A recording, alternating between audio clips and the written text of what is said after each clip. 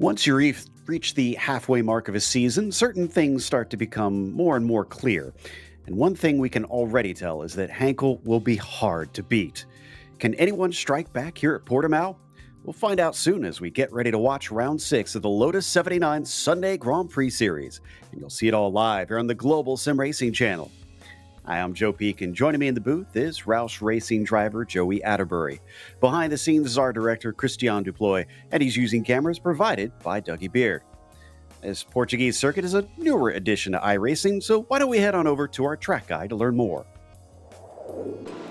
Welcome to Algarve International Circuit, more commonly known to fans as Portimao. Located at the very southern end of Portugal and just a half an hour from the Atlantic Ocean, the first thing most folks notice about this place is the elevation changes. It has nearly as many rises and falls as it does corners, which, for those curious, is either 15 or 16 turns, depending on which of the 4 layouts you choose. All clock in at roughly 4.5 kilometers, or just under 3 miles. A lap here kicks off with a big plunge down into Primeira, which is either a swift right flick or a sharp turn into a chicane. Both are going to be tough to nail. We'll go through a good variety of fast, medium, and slow corners, but each one is distinctly different. Having a stable setup will absolutely be key. One of the most iconic spots is the flight over the hill between Samsung and Craig Jones. It's often described as a roller coaster-like hill, feeling like it's going to throw you out of the car. Built in 2008, it's got a surprising amount of character for a relatively new circuit. Because of this, it's become quite popular for a number of motorcycle and GT series that visit regularly. It's also hosted lots of TC racing and open-wheelers all the way up to Formula One. As the first Portuguese track to join the iRacing service, it'll likely be just as popular virtually as it is with fans in real life. Certainly a unique track. I have to say, I'm growing to love it pretty quickly here, Joey. It's a very interesting track with a ton of elevation changes, and it's very, very difficult to get the rhythm, especially in the back half. You see the big monster front straightaway here, 15 turns in total here, and it is a roller coaster ride, 2.85 miles. Turn 1 is not necessarily the best passing opportunity. You actually have to look more towards turn number 3 right there, because turn 1, you can fly off of the racetrack. Same thing with turn number 2 on the outside there. So you really have to concentrate on keeping the car within the racing lines over there in sector number 1. And then it's an uphill climb out of turn number 3 over the crest of turn number 4. Turn 5, that very, very sharp hairpin down there. Be careful on the brakes. It is a steep downhill leading into that corner, so obviously very easy to overshoot your brake marker. And then you climb up the hill towards turn number 8. After turn number 8, it's a series of unsighted corners through 10 and especially 11, where it's pretty much up on top of a plateau. Elevation is the theme around this place. It doesn't stop after 11. Down the hill, back up to turn 13, and then from 14 all the way through the final corner, Galp, turn 15. In these cars, it will be flat out. It's going to be interesting to see who's cranked the downforce into these cars, because Around some of these areas, you really need it, but around 15 and down the front straightaway, you don't want it. Exactly. Going to make passing tough if you have cranked it in too much. We'll see what Andreas Henkel did because, as I said, he's been winning most of these. He's only missed out at Phillip Island in round 4, so he's obviously leading over Helly Partonen. That said, Partonen missed out at Suzuka, so that changes things a little bit. He's got a 0 in there. When they start to count the drop weeks, that will help close it back in. Gernot Friesche tied for that third position with Mikko Leno. Gernot's been a lot quicker on this most recent tire that they've introduced this season. So I'm kind of curious at what point will we see him finally get another win here in season 1. Michael de Turk doing a great job up in the top 5 as he also seems to like this new tire. And then we start to see a bit of a drop off as you jump down to 10th. We've also got an F2 championship in this series. Joey, why don't you walk us through that? Right now, it is being dominated up front like you see. Mike Christopher Jr., 51 points ahead of the rest of the competition. Ryan Turcotte there in second place, and then 20 points behind Ryan is Josephine Becker. That's where things start to narrow up. Philip Kuhnhart also locked into that battle with third place, tied for what is fifth between AJ Jesse as well as Jay Walsh. Then also have Wagner, Cockerham, Bloman, and then Bowman Brook rounding out the top 10 in the points. And of course, there's also the team standings that we keep in this one. Now, interestingly, Gernot Friesche, despite not being up at the top in the driver standings, is leading the way with Russell Hamilton. But look at that. It is a tie between themselves and McLaren. Mikko Leno and David Tomaski keeping them honest up there. Jack David Spickett able to work with Jay Walsh to bring themselves into third for the Warsteiner Arrows, but a ways off the lead. Tie again for fourth position between Ferrari and Ligier. And then we get another huge jump before we get down to the sixth position where things really tighten up from there on down to 10th. So watch out for the rest of the season because this is a very important aspect to the drivers in this series and has been for many years at this stage. But let's go over today. And Joey, why don't you take us through race details? Round 6 of 12, halfway through the season after this one. 26 laps around Portimao. An open setup as always, and as we've been seeing, the participation rate is phenomenal. We've got 2 full splits here today. Usually we've got 3 full splits, so if you're curious about driving these open wheel cars with that brand new tire, the same tire that's on those GTP cars that everybody loves so much, come out here and race with us. No spare cars, so if you pick up any damage, well, guess what? You're going to have to live with that damage out there on the racetrack. Drive through at 17 incident points and a disqualification at 25 incident points. I mentioned a lot of elevation changes around here can make for some unsighted corners and some downhill brake zones. Make sure you don't go charging into your buddies out there on the racetrack. For sure. You don't want to ruin these cars, especially the aero on them and the underside, considering they have the newer-ish 3D curbs at this track. I wonder if you could wind up messing up your downforce if you go over them a little bit too much in some places. But Andreas Henkel currently holds the pole position out here. No bonus points for, no, excuse me, there is 2 bonus points for that actually. So that is a help for him right there. But Jacob Reed, probably less worried about the bonus points, just wants to try and get some track position ahead of him since it's going to be so critical here. That number 1 car that we're watching on screen has been on fire. Just the speed throughout the first half of the season has almost been unmatched. There have been 1 or 2 other guys that have gone up there and really challenged Andreas, but right now he is setting that provisional pole time. 131.548 was that first timed lap that he put down. This is one of those tricky sections up over turn 10 and 11. Really unsighted, and then you come up this crest right here. Seems like a relatively simple brake zone, but trust me, it flattens out right at the top of the hill, and traction can be so difficult. And then once again, another unsighted late apex corner through 14, and then it's hammered down from here.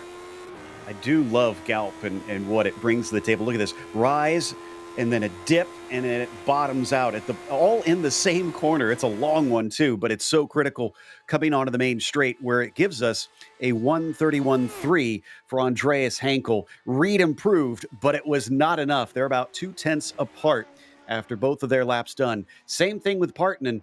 He is only going to be good enough for third today. But how about Togo Hisada? He still has one more lap, and he's sitting in fourth right now. He's about 6/10 off the pole. Could he pull a shocker?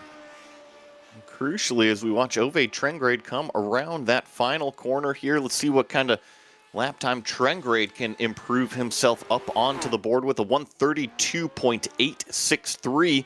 So I think that's going to put him provisionally P14. Here's the driver that you were just mentioning. This is Togo Hisada coming through, trying to clear out his qualifying effort. Got about I'd say about a half a lap remaining here. Yeah, he's currently towards the end of it, it looks like. Actually about, halfway through, like you said, as he heads up through 11 and into Portimao. Oh, it was a very tough corner to try to get that car down to the apex through there. Another thing worth noting, Gernot Frische only good enough for 7th right now, and he could still get pushed back farther depending on who has a good lap behind him, as there's just a couple drivers left to try and wrap up this session. Hisada brings it around the final turn. I'm showing improving. I don't think it's a pole time, but he could find himself up on the front row. Well, let's see exactly what it is. His previous best lap was a 131.981, so he's looking to try to improve on that, and just barely into a 131.961. So by 0.02 of a second he improved. Not going to improve his time on the board, per se. Here's Oberslack, currently sitting in 30th. I'm also keeping an eye on Jack David Spickett. Yeah, that makes more sense. He was way down at the back, and he just jumped up into 10th place, so that was big for him. Jacob now gets pushed to 31st because of that. Heads it around turn 14 and up towards the final long right-hander. He's showing a big amount of improvement on my time and in scoring, so this could be important. Let's see what he crosses the line up and over to the top of this little tabletop front straightaway here. There's the start-finish line, a 33.2, so that does improve his time. And check that out, he vaults himself up nearly 10 positions into 23rd. That is everybody that is able to set a time. While we do have just about 30 seconds left in this qualifying session, nobody else will be able to put one on the board. Should be fun to see how this plays out. I've actually been calling another series that's GT cars on this track quite a bit this past week. So a slightly different experience. And I know in those GT cars, Joey, it's been super tough to get ahead of a car that's equal in pace to you. So I'm kind of curious to see how it's going to play out in open wheelers.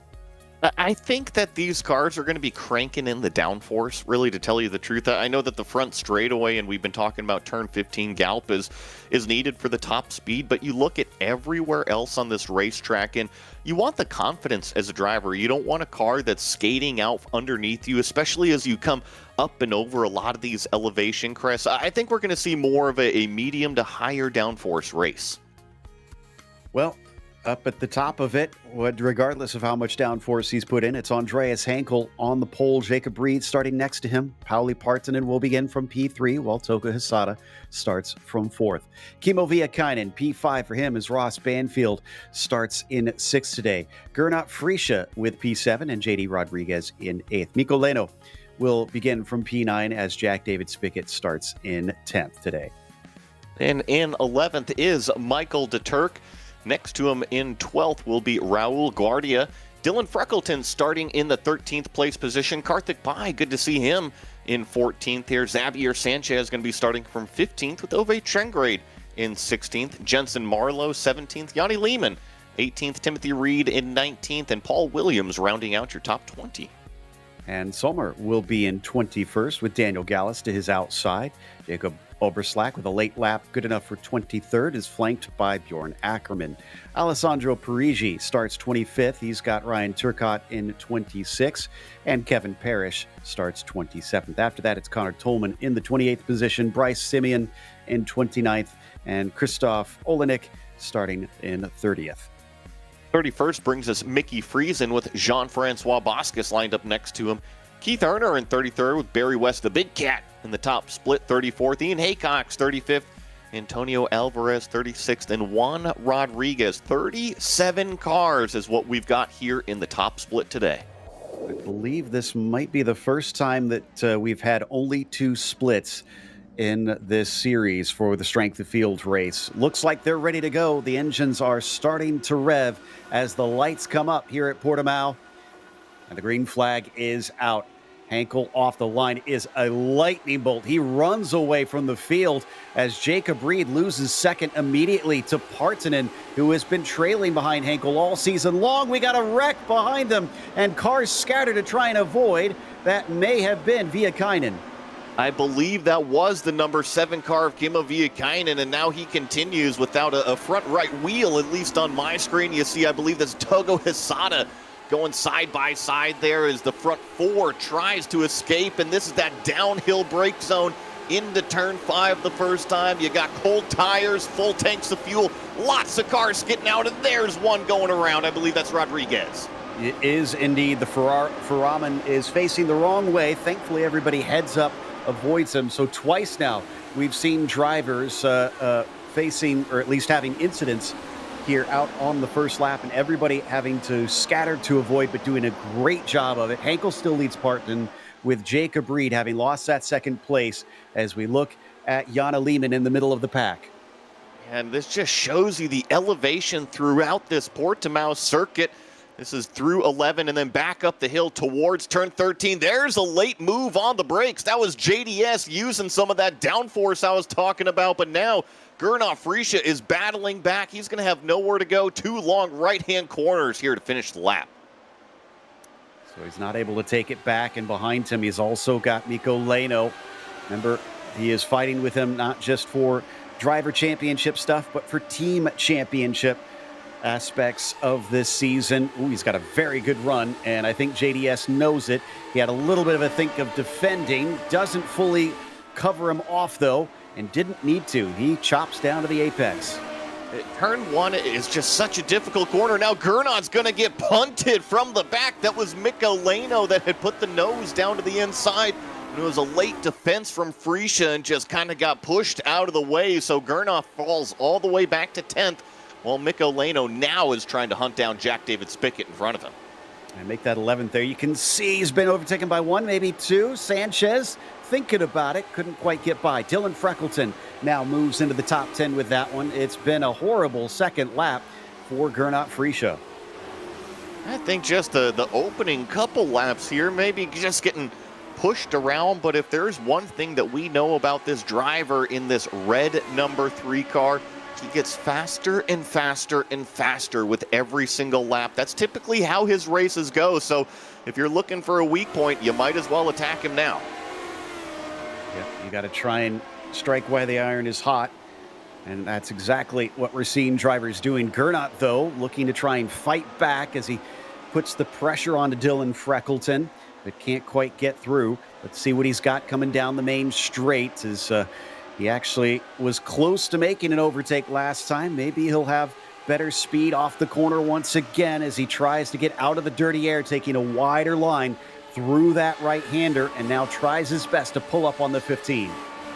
It looks honestly pretty equal between Freckleton and Frische, and even Sanchez directly behind. There's a little bit of side-by-side. I think that was Paul Williams going by Raul back there, and for the number 16 car. Now Raul's fighting back, a little bit of an over-under. That's exactly what the turn 1, 2, 3 complex does. You get out too wide there on driver's left side. It just opens the door for everybody behind.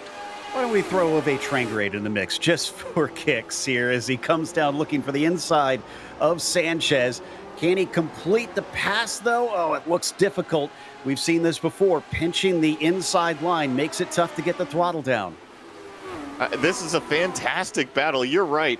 Frische, Sanchez, Trangrade, Timothy Reed all in it. Oh, look at him just put the power down, squeezing the throttle, just the tail end of these cars wagging around. You can see why everybody has flocked to these Lotus 79 cars. This new tire has brought them alive. And Gernot's doing his best to say, you guys have fun, I'm out of here, as they all battle.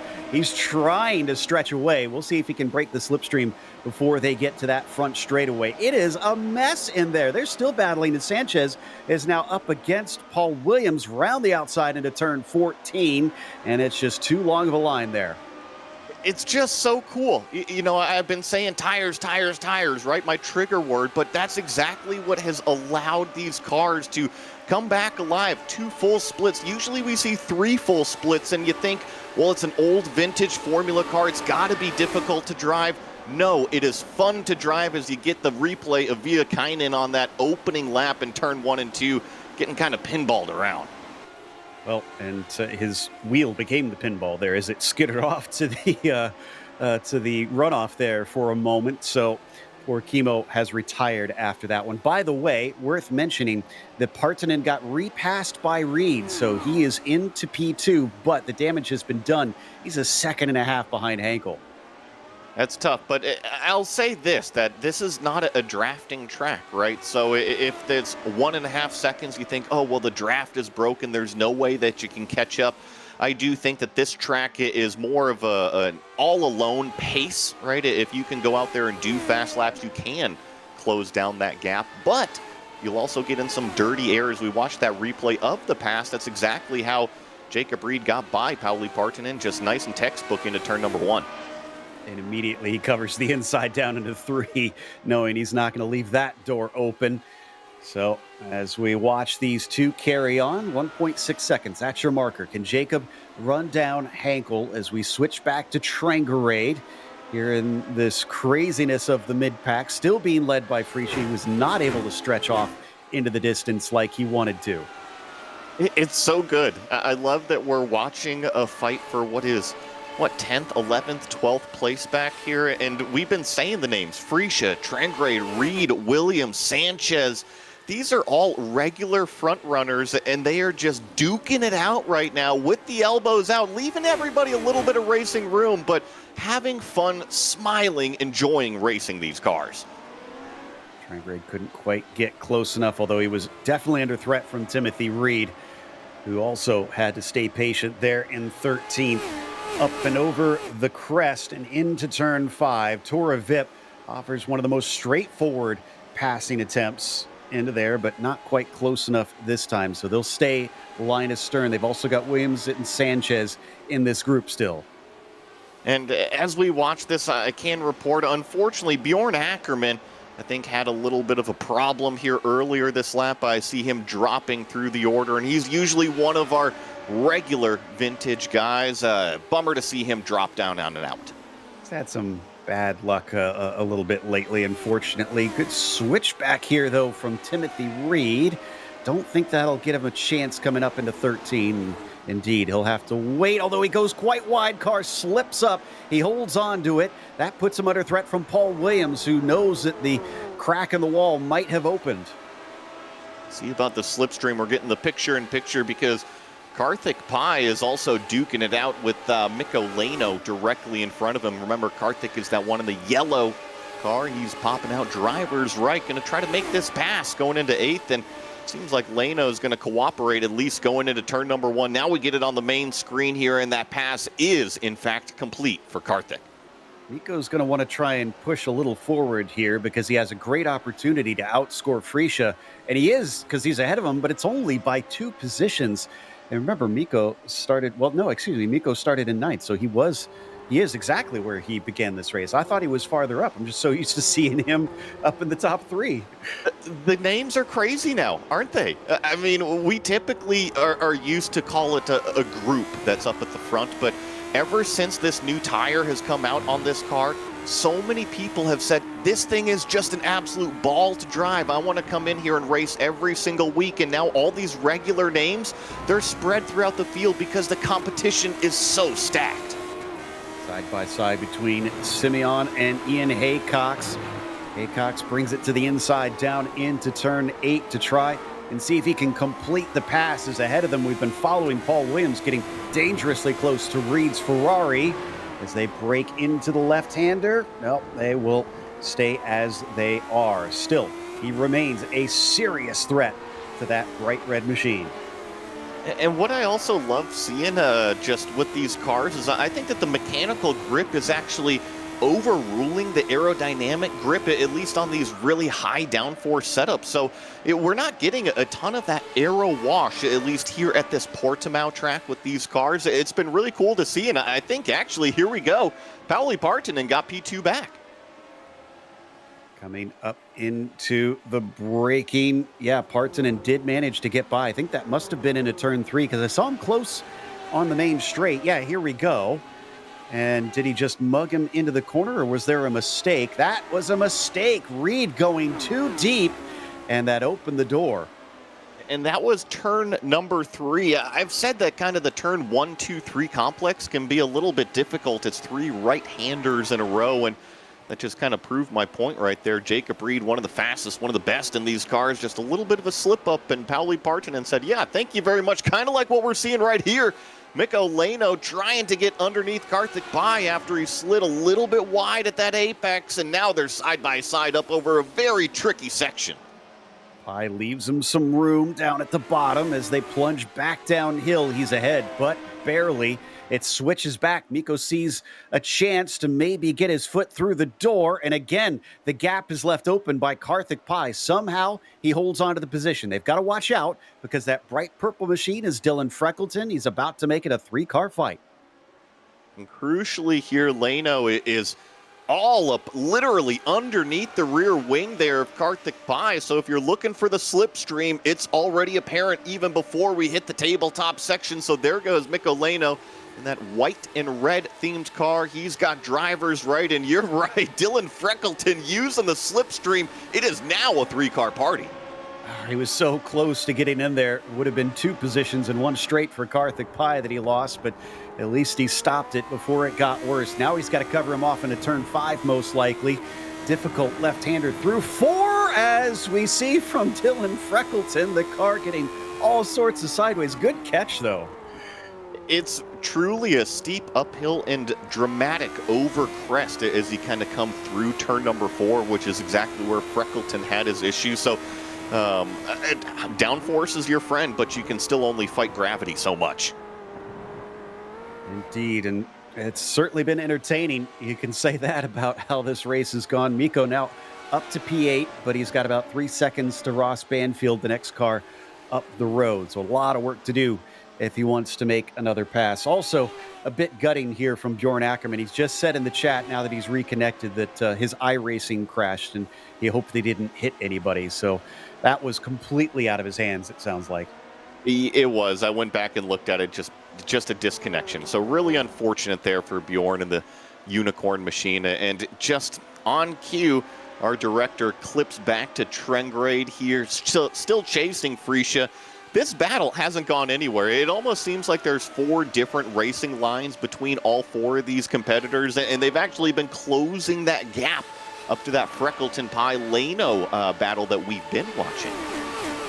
Interesting that Ove popped out as early as he did. I feel like that almost hurt him. He maybe could have had a better chance at making the pass, unless he was trying to cover off Timothy Reed, who's still right back there along with Paul Williams down to the apex of Lagos and switching uphill over the blind crest of turn 4, starting to sneak away from them. Gernot Freesia doing everything he can to have a slightly calmer race this time.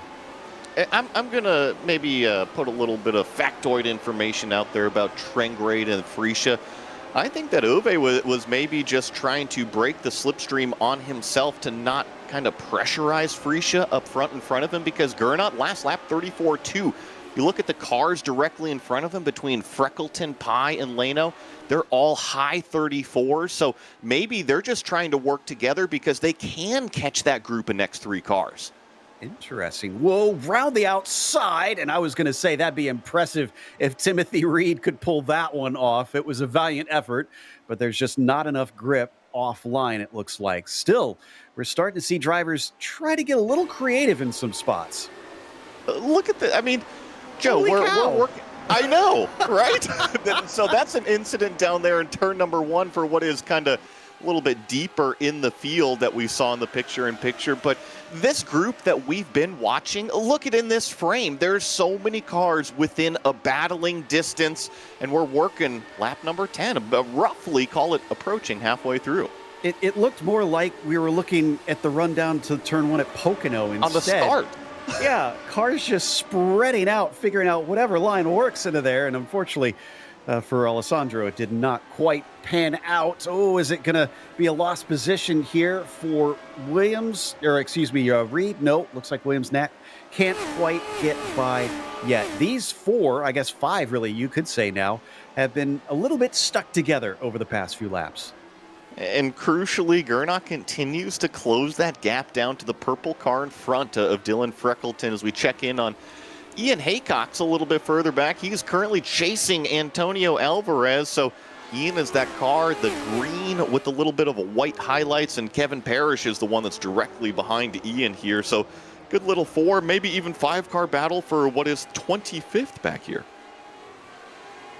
That's Ian and the green and white, very much feeling Kevin Parrish looming in the mirrors there behind him. How much of a guard is he going to play on the rear view to keep him from trying to attack? Back to Paul Williams now.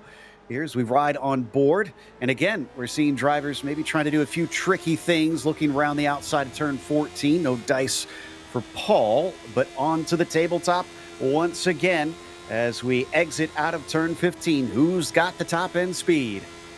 I'm curious if we stay on this camera view. I mean, do you see him wheeling this car up and over those little undulations in the track, little bits of counter steer? Let's see about turn number 1 right here.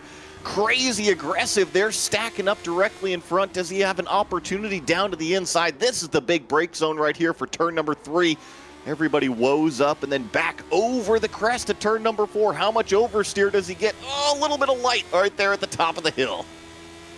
You can see that correction as he came around the left-hander. Now braking hard for turn 5, getting so close he could just about touch that gearbox of the Ferrari, but he's still stuck as Ove Traingrade has recaught Gernot Frischer once again. He is right there. You seem to think that he's willing to kind of wait patiently. Let's see how long that lasts now that he's got Timothy Reed so close to him. I do think that he kind of has to reevaluate, right? When it started, Gernot was about 1.8 seconds behind Freckleton, but now it's kind of stalled out. There's that really deep outside move once again, but it's not going to work out for Timothy Reed. He's actually going to lose a position there to the white and blue car of Paul Williams. But I think that Gernot, ever since he got in clean air, he made a small amount of headway, but then it's just kind of plateaued out right now, about 1.2, 1.4 seconds behind that purple machine of Freckleton. Williams said, if you don't want that apex, I do, and just passed him with ease down through the inside that time. So let's see what he can do to Ove Traingrade as we come back to Jacob Reed. Once again, behind Pauli Partanen for P2. They have definitely lost Andreas Henkel. It's about 3.5 seconds now to the leader. So as it has been for much of this season, it's become a battle for second best. Climb yourself up out of that turn number 5 hole down there, and this was always an interesting section. I did a lot of practice laps in some entry open wheel cars, call them the F4 cars, a few months back on this racetrack, and I was just really impressed with the loss of grip everywhere up and over these crests. Even right here, this is turn 9 and 10. You see just slightly over crest, and then at apex here of 11, it falls down away. So you're once again fighting just the natural ebb and flow of this racetrack. But from those onboard shots, Joe, I'm really impressed to see how built into the track these cars are, right? They're not on top of the racetrack like a GT4 car. They are really glued into it. It's making it supremely entertaining, that is for sure. We've been having fantastic racing out here. And unfortunately for Jacob Reed, that racing has meant he is stuck behind that number 4. Here we go. Paul Williams on Ove Traingrade. And behind him, Timothy Reed loses control of the car. He spins around, but thankfully it looks like nobody has hit him. Meanwhile, round the outside, we've seen a few drivers try this sort of move. Is it going to work on to turn 15? Galp is so much longer. It's a farther distance for that blue and white car, but he could get the slingshot. He does, and here's the attack. Immediately, Ove Traingrade knows it. He covers him off. They'll plunge down into turn 1, side by side, almost about dead even, down towards the apex. Job done for Paul Williams. Confidence in the high-speed stuff from that blue and white machine. Paul Williams is making passes around the outside of several cars, not just what we saw from Trengrade right there, but remember just a couple laps ago how he got that initial spot back, an outside move. So definitely using all of that grip to his advantage. There is the mistake from Timothy Reed on the top of the screen. It is just so tricky and difficult. I keep mentioning the tires and the great mechanical grip, but when you start to slow these things down, you do have to tiptoe around the slow stuff. I have to say, it was definitely a bit scary for Guardia and Olenek. They split him on either side when Reed spun, and I think it gave Olenek a position, or at least briefly, before he got repassed. Nico Leno, haven't checked in on him in a bit. And I said it would take him, a bit to get up to Ross Banfield. Well, that time has passed because he's there. Great job, and just consistent fast laps from this white and red number 5. The last time by was a 33.8. Compare that to Ross's 34.1 directly in front of him. Let's see about this time by as they both cross the start-finish line. Does Leno continue that pace? It's been very, very quick. Yeah, 33.9 from Leno, but this time Ross Banfield actually matches it, so now the battle begins. Down through turn 1 once again. Primero is so fast, but it leads you right into 2 and 3 where you've got that opportunity. There was a little bit of a look from Miko, but couldn't quite get himself in there. He falls back off the car of Ross Banfield briefly while Karthik Pai continues to watch and make sure that he can't make an ill-fated move. Wow, he gets close to the back of him under braking into 5.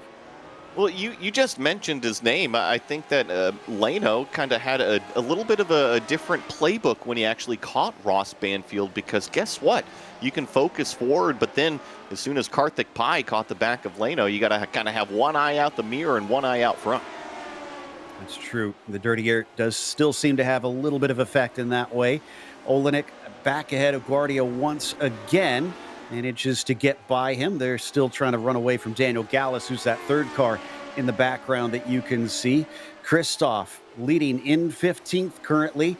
And actually, speaking of which, he started 30th. He's up 15 positions. It's a good big mover here for Christoph this race, and ever since he got by Guardia there, he's just kind of been focusing forward out the visor, as you would say. A little bit of a hole to kind of climb up and out of to go catch Sanchez, but in terms of the first half of the race and putting it together, just excellent from Christoph. Looking at the 17 of Jack David Spickett. Got a lot of interesting battles around this track, all happening at the same time. This is with Michael de Turk just in front of him. Mr. Statsman himself is doing his best to help hold off the number 17.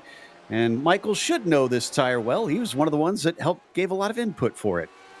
Yeah, always super cool to have Michael de Turk racing out here. And yeah, you're right. Jack David Spickett is just kind of approaching in the mirror, just trying to make a nuisance of himself back there, maybe force Michael into a little bit of a mistake as this, call it second place battle, still rages on between Pauli and Jacob.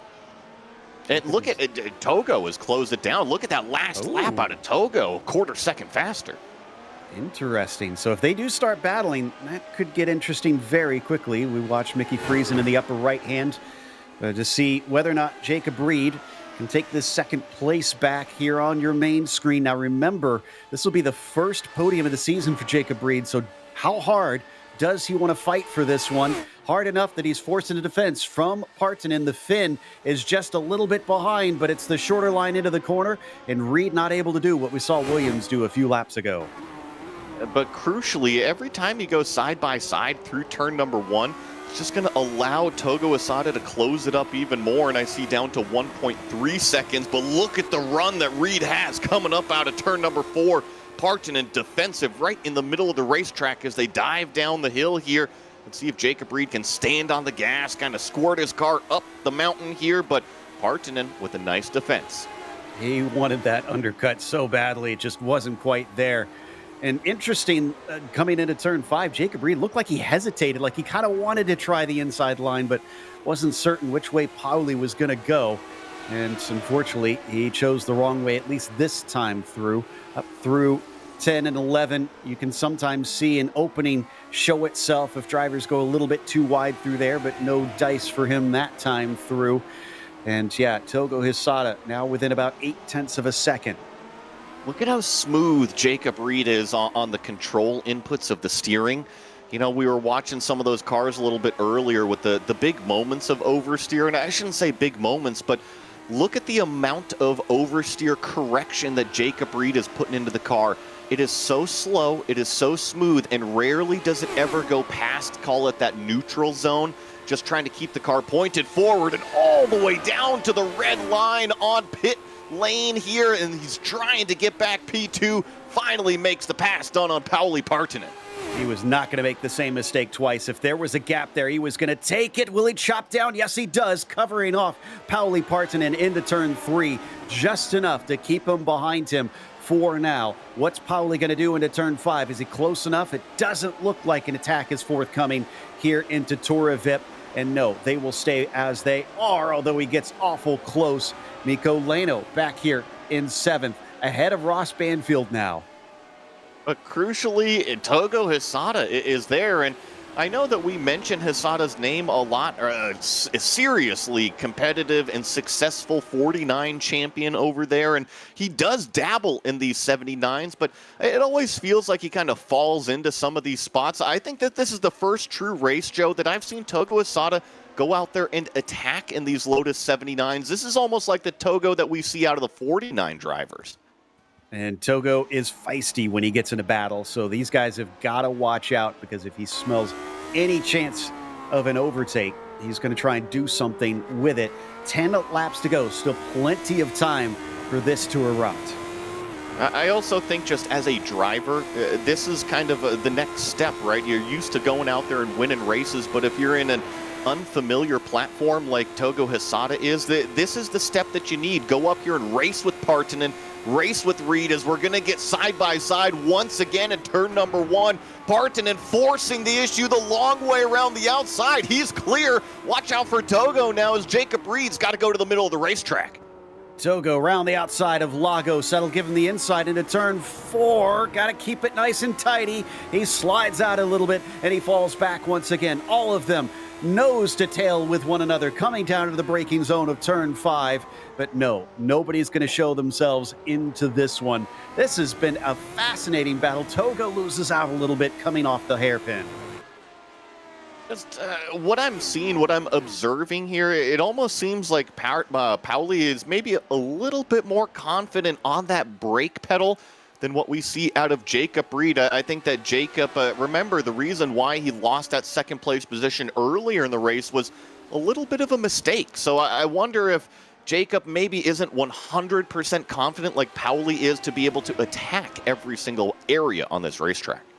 Certainly seems like it. That was impressive. Another driver pulling it around the outside of turn 1. Partanen not taking no for an answer. But as much as he's been able to overtake that dark green machine, ooh, he isn't able to get away. I was just making a little bit of a comment right there, because Partanen was wagging the tail coming up out of what is turn 14 there, when you really want to be kind of putting the power down. It's going to cost him a little bit of top speed. And turn 1 duel again, Joe.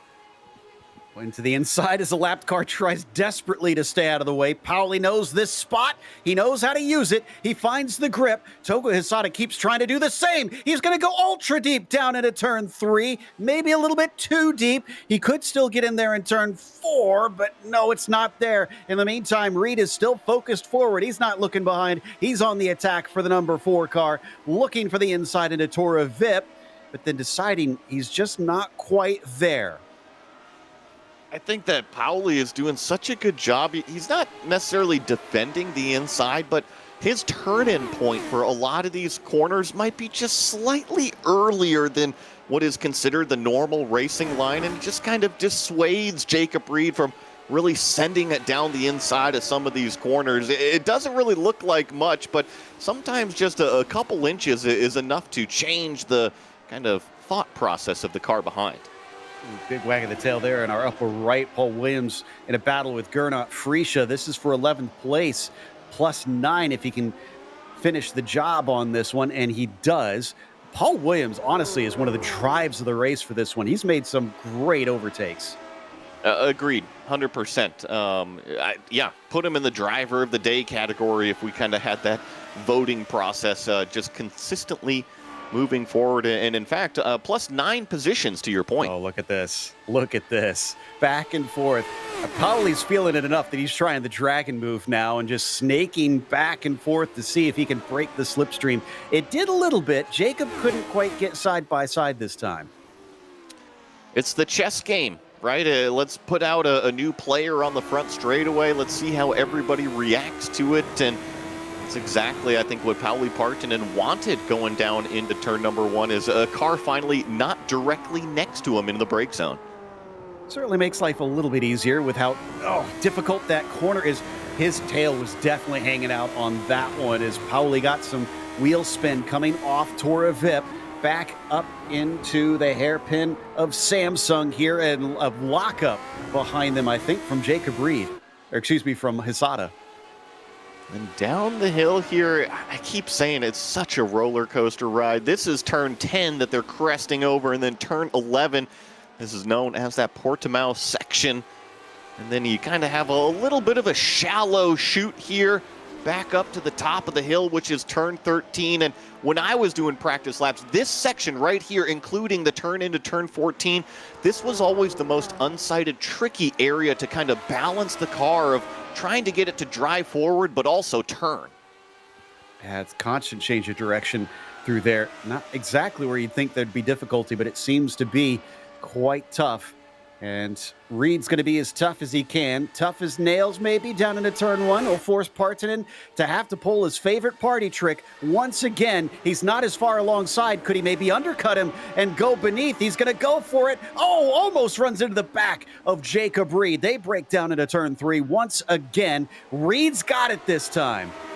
Yeah, but watch out for Togo Asada. I think he had the cleanest line through turns 2 and 3, but actually struggled just a little bit there over the crest. Defensive from the green car of Reed right in the middle of the racetrack. Does that allow Togo? No, just once again spins up those rear tires. Always call it egg under the throttle. If you squeeze that accelerator too fast, well, guess what? The rear tires start spinning. I'm a little surprised with how Togo caught them. I would have thought he would try a little bit more. Maybe he got scared away by how many times he outbraked himself into turn 3 and is looking for something different. But I figured we would see him more on the attack here. I think it's just familiarization with the equipment. I know that he's incredibly fast as Partonen shows his nose. This is an unorthodox area. Almost contact. There is contact between the two. Reed goes around, unfortunately. It's such a shame. It was a great battle up to that moment, but obviously nothing untoward there. I think Partonen just saw an opportunity and maybe things got a little too tight, which tends to inevitably happen when you have such fierce battling in these cars. So Togo gets moved up onto the podium. Reed actually still remains in 4th. And with all that fighting, their pace was still good enough that he's got a whole 4 seconds over Michael de Turk. I think we've got, call it, 3 categories of driver out here today. One is Andreas Henkel. He's on another planet, on his own, right? Yeah. Yeah. And then we've got this group right here of Partonen, Hisada, Reed, and then we've got everybody else. Pretty much, yeah. De Turk and Spickett have been fighting while we've been watching all this action up at the front. That has not separated, so still for a top 5 between them. What about for 8th place? Karthik Pai going by Ross Banfield, who's on something of a reverse trajectory. He's now lost 3 from where he started this race. Maybe just a little bit of a better qualifying setup versus the consistency. And sometimes, I'm just going to throw this out there, it might not be the case for Ross, but a lot of drivers, they focus on that qualifying effort, aka the fastest lap they can do. And sometimes in the race, it's more about the big picture. You need to have the car still with you there at the end versus the speed over, call it, 5 laps of practice. Yeah, absolutely. You need to make sure those tires are still good and the car is handling how you want. Come the checkered flag. Big moment here for Karthik Pai. He's going to hand it back to Ross Banfield. A lot easier for him, unfortunately, for Karthik. I have to say, I am happy to see Pai back because he used to be quite the regular in this series. Disappeared for a little moment, but another that has been swayed back by the promise of the fantastic racing this car is now putting on. See what this replay is on the top of the screen. Uh-oh. Jensen Marlowe, just a little bit of a, call it a half spin, and I think that was, call it the turn 3 area if I was to take a guess. And then nicefully, that's a new word I'm going to start using, nicefully, was able to hit the toe button, not affect anybody else's race. Yeah, I think he was a bit far down the order. I suspect he felt like he was maybe a bit of a danger out there or something because he didn't hit anything, so car should have been fine in that situation. Maybe just trying to be polite, especially with only 4 laps to go. Not much more he can probably do in this race. A little bit farther up here in the battle between Deturk and Spickett. Deturk still holds the upper hand in that 5th spot, but it seems very different from what we saw in that battle for P2 because Jack seems to have a harder time to get close enough to Michael. Agreed. And I think that maybe if JDS wants himself a little bit of a viral video, all he's got to go up there is go up and nudge Michael Deturk, and I'm sure he'll come up with a creative solution on a video format to represent it. Yeah, Mike's sometimes Mr. Meme out there, that is for sure. Is Olenek here is in a battle on replay, and it goes south, and he winds up into the dirt. That looks like turn 4 where that happened. My goodness, Paul Williams is not done yet. He has caught the back of Dylan Freckleton. Remember, Paul has used those outside lines, made several outside passes, and he's got a new victim directly in front of him. And I don't think this is necessarily that Paul, qualified poorly or anything. He's got the number 19 on his car. He's running at 11th right now, so he's punching above his weight class to a degree. And just seems to really jive with this track. He's got another good run. Maybe he's just trimmed it out and the car is good down this main straight across the tabletop. Poor Freckleton just trying to do what he can to hold him off, and he does for this time as he chose the middle of the road. This is going to be a little harder, though, because he's closer down into turn 3, and he's got traffic to the inside, creating quite the conundrum. I think that's Barry West right there, just trying to stay out of the way, which he does a great job of. But Freckleton, huge slide up over turn number 4. I'm impressed he kept it on the racetrack, and there goes Paul Williams. Joe, I'm going to have to disagree. I think that Paul actually has a high downforce setup on. That's why he can put the car wherever he wants to on the racetrack, and I think that's why Freckleton was able to keep him at bay on the front straightaway, but then have a huge moment when it came to the twisty stuff. Appropriately, that'll put Paul plus 10, reaching 10th. So about second and a half up to Karthik Pai. Yeah. nice and rhymey for us. But anyways, as we watch, Andreas Henkel take another fastest lap of the race and make it 2 to go. He's making it look easy for himself. And what I think was actually impressive that last lap, sure, Andreas Henkel fastest lap of the race, but Pauli Partanen and Togo Hisada nearly identical and only about a 1/10 of a second off of Henkel. So maybe Andreas kind of plateaued in terms of speed and these other guys have picked up. It's just there's only a lap and a half left and 9 seconds. Ain't no way they're going to catch him. Things get a little interesting down here. Togo Hisada having to deal with the traffic and maybe getting a chance to go for second place on Pauli Partanen. He's got the inside double right-hander. This is tough to try and run the long way around, but we've seen multiple places make it work and just slides in front of him. Inches between those two cars, both nearly out of control. Got more traffic on the horizon. That's Kevin Parrish. And now Togo really sends it down. He saves the car somehow. That is the car control that we're used to seeing out of Togo Hisada, but loses a bunch of track position in the process. Oh, my goodness. What's the name of that anime everybody loves with the drifting GR86? Because that Initial D. Initial D, yeah. I mean, Togo Hisada is our Initial D, essentially. And he is so good with getting a car sideways. It's not fast, but man, he is able to take a handful of wheel and come away with it. I'm going to even expand on that because the characters in Initial D, they're always so calm, cool, and collected when they're in the middle of those battles. It seems like Togo's the same way. It's just like, yeah, let's go to the next corner. Nothing's happened. Let's just carry on. Here's the replay. There's your counter steer. Wow. Look at that. And just off like nothing happened. Yeah, no, just I think that's the sign of somebody who loves racing and that is comfortable at the limit. I know that he wants the position, but I guarantee you he is smiling in that sim rig of his. He's still going to go for this second place. He knows it's not over. Last lap, Karthik Pai versus Ross Banfield down to the inside of turn one. Karthik, textbook move on that one. Ross thinks about trying to re-attack, but nothing doing. Paul Williams, however, has joined the chat. I think that's the biggest danger of these two that we're watching is, look out for that blue and white number 19, because if Ross and Karthik continue to do what they've been doing the previous 26 laps, it might open a door for Paul. I'm pretty sure he'd like it at least one or two more before this one is over, and he knows how to be sneaky. But let's sneakily move back over to Andreas Henkel, because one more corner, a calm race himself from the lead, pole to victory for the number one car. 5 out of 6 wins this season so far.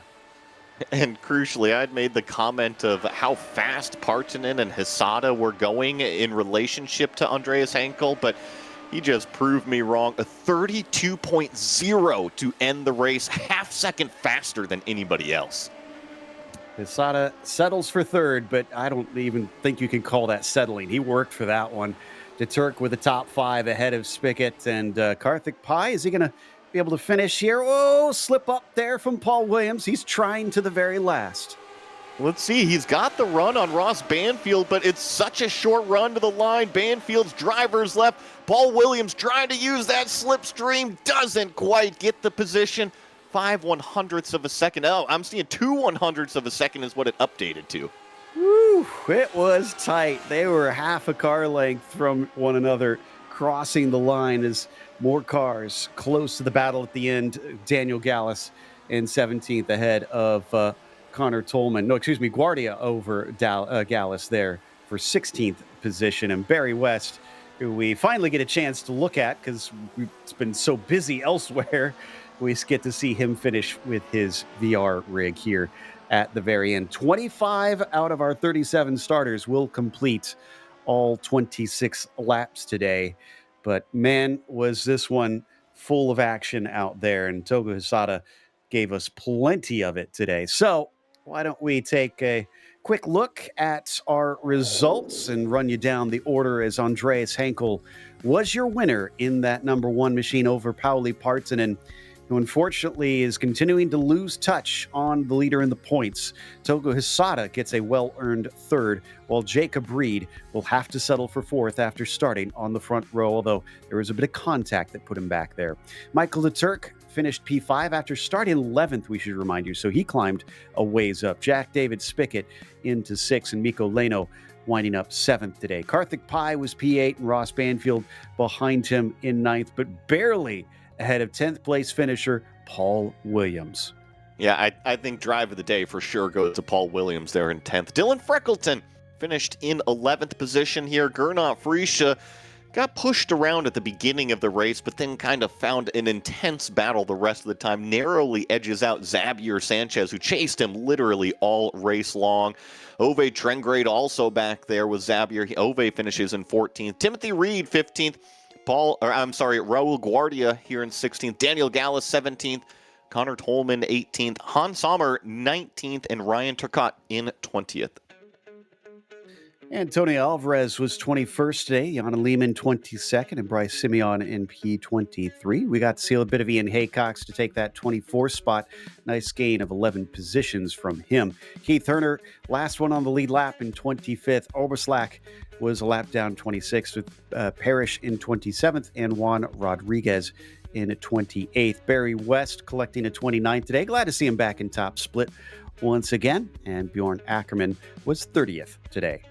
Yeah, good to see Bjorn was able to connect back up and finish today's race. JD Rodriguez, remember that Ferraman car, got spun around. I believe it was turn number 5 early on, dropped all the way back to 31st. And then comes the rest of the cars that unfortunately did not finish today's race. That includes Olenek, Marlowe, Friesen, Boskus, Parigi, and Viekainen.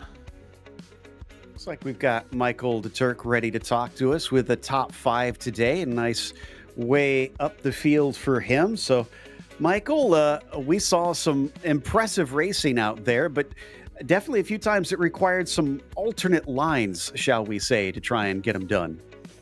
Yeah, that first lap was interesting. I know there was a little bit of netcode there. It's unfortunate for everybody involved. I know everybody wants to race clean, and I know it's never intentional. So, but yeah, definitely required some quick thinking there. And, when you hear the 3 wide call and you're in a hairpin turn, it's always scary. Yeah, that's for sure. You had Jack David Spickett close behind you for much of this too, but it seemed like he had a hard time catching up to you. Did you have it trimmed out? Were you kind of a straight line speed guy today? No, Joe, if I had to bet, I probably had the most downforce in the field. I was really struggling with getting the launch off some of the slower corners. So, I had soft springs and a lot of wing, and I was a sitting duck on the straights. I mean, he was taking 4/10 out of me, 5/10 out of me on the straightaways. So even when I got to the point where normally, you could say you would have broken somebody's back and got out of the draft, at 1.2, 1.3, suddenly he's back at 0.8, and I'm like, great, I'm going to have to swerve around on the straightaway. Well, it's been entertaining having you back in the car here for this series, and hopefully we'll get to talk to you more in the future. Yeah, hopefully, just jumped over today since only Paulie came over, and, I'm sure he's got some interesting tales to tell, so. No doubts. And let's see if Joey can get some of those stories out of him. That was Michael de Turk finishing 5th, but now let's talk to Pauli Partanen, who finished in P2. Yeah, we got Pauli Partanen joining us here in the booth. First of all, congratulations on the second place finish. Oh, thank you, man. Thank you. It seemed like a really intense battle all race long between you and Jacob Reed out there. What was it from your point of view? Yeah, it's super intense. I think I haven't never raced against Jacob Reed like side by side, and I have to say that he is super clean and super good driver. So it was super fun. Yeah, sadly I made a small mistake and I ended that battle, so I feel bad, shame with it. But yeah. That's racing sometimes. Sometimes you lose, sometimes you gain. But I had fun with Jacob. Super nice job, and he was super good driver. I hear you, and that's very honorable to raise your hand. I feel like that was just kind of a racing incident there at the top of the hill. It was a shame that there was some contact there, but let's not focus on that part. Just between the battle between you and him, was there maybe one area of the racetrack or a driving characteristic you felt you were better at and could attack? Because it seemed like a lot of back and forth. Yeah. Well, I think I actually added a bit downforce to my setup before the race, so I was losing on the straight, so I think that was actually a mistake in the end, because my plan was to keep up with Henkel and be behind him all the race with the higher downforce, but yeah, that didn't work at all. So I was really struggling. So like I think that on the middle parts of the track I was gaining time and I had pace and I was good, but Jacob was just like fly on the long straight, so I think that was one of the key things why we had so good battle with Jacob, because we were fast on different parts of the track, so that made it very interesting, very interesting.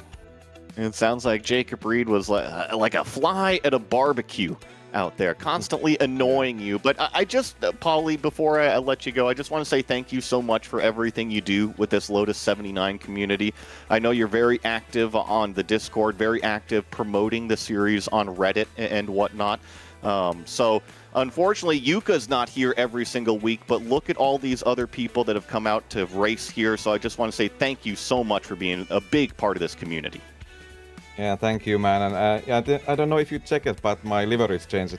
It's now just Pauli special, so I have removed Jukka now, but hopefully he comes back so I can add it back. And I just want to say also very nice driving from Toko Hisada. He was actually faster than me and Jacob the whole race, but he just was not able to make that final overtake, and he made one big launch there. I was so scared, and amazing that he was able to keep the car on road. So nice job also, Toko, and thank you guys for broadcast. Well, that was Pauli Partanen coming home second place here today, Joe. He was ahead of Togo Husada, was trying to take that P2 away from him. I guess the first question we have for you, Togo, is with how much drifting you do, are you a fan of Initial D by any chance? Actually, I never see the anime of Initial D. But my father, the many friends of me just found the insurance and I thought a lot of memes. Yeah, so the yeah, I know about that anime, but I never saw that. Yeah. Well, a serious question for you, though. You and Pauli were really going at it, but I was surprised you didn't attack sooner when Pauli was fighting Jacob Reed. Were you kind of waiting for your time? No. Just they are so fast. Yeah, simply they are so fast, and all you have to do is just feel their cars mirror, feel their mirrors, and trying to you know uh, try to take lots of pressure, and they're waiting for their mistake, and they did the mistake, so they take a chance, but in a simple low pace. Yeah, I'm so much slower than theirs, that too. Yeah. Well, you did a great job chasing them down then, and you gave us some interesting battles. Will you be back for Nürburgring? I keep kind of wondering how long will we have you in the Lotus 79 since this is so late at night for you. Yeah, it's so late. Just this is a Monday morning, and I have to wake up in the 5 a.m. to go to university. And I have only 2.5 hours to sleep. Yeah, just a little bit hard. But next week I have to take the exam of university. But that's end of semester exam. So that means the after the next race I take a spring vacation of university, so I'm very easy to make the Lotus 79 race after the Nürburgring. Yep.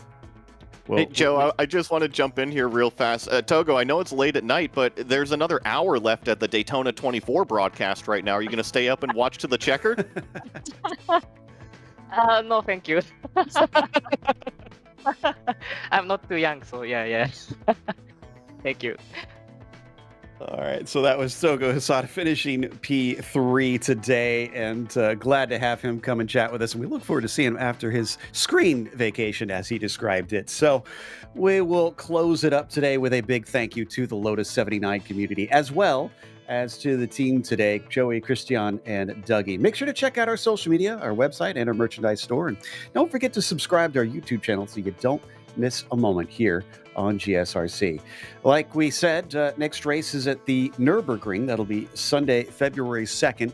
That will be at the Gesamtstrecke Long. So that is both the GP and the Nürburgring Nordschleife combined together. It'll be a doozy, 11:30 a.m. Eastern for that one. Up next, we do have one more race sort of this weekend. Tomorrow night, Porsche Owners Club will head off to Watkins Glen. Then from there, we will return with more racing middle of the week before it's off for next weekend with our 3 Vintage series. Be sure to check out all of our other broadcast series. But until next time, race clean, race hard. We'll see you on the track.